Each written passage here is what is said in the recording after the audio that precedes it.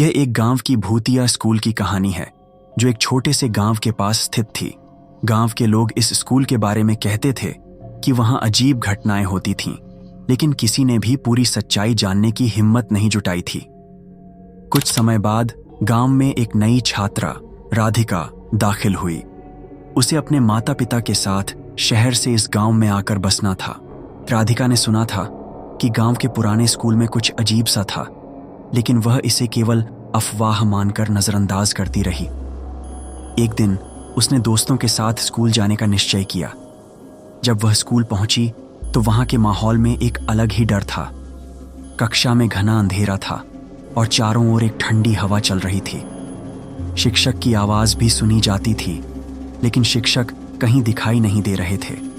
ये सब राधिका के लिए बहुत डरावना था, लेकिन उसने इसे नजरअंदाज कर दिया और कक्षा में बैठ गई।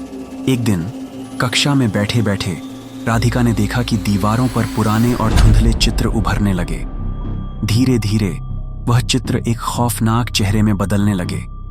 राधिका ने डरते डरते यह बात अपनी सहेली से कही, लेकिन वह भी कुछ नहीं समझ पाई।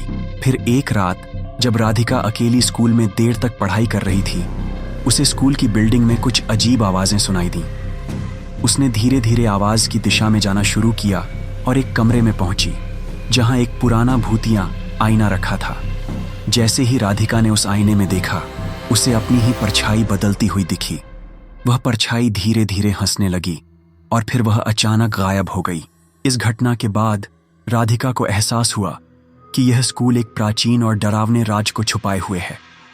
उसने गांव के बुजुर्गों से सुना कि इस स्कूल में एक शिक्षक हुआ करता था जो छात्रों पर काला जादू करता था। एक दिन उसे पकड़ लिया गया और उसे स्कूल में ही दफन कर दिया गया। तभी से इस स्कूल में अजीब घटनाएं घटने लगीं। राधिका ने अपने दोस्तों को इस बारे में बताया और सभी ने मिलकर उस शिक्षक के काले जादू को खत्म करने का निश्चय किया। कुछ दिनों बाद उन्होंने स्कूल के पुराने कमरे में खुदाई शुरू की और वहां से एक खून से सना हुआ काले जादू का ग्रंथ मिला। उसे जलाने के बाद स्कूल में हर चीज सामान्य हो गई।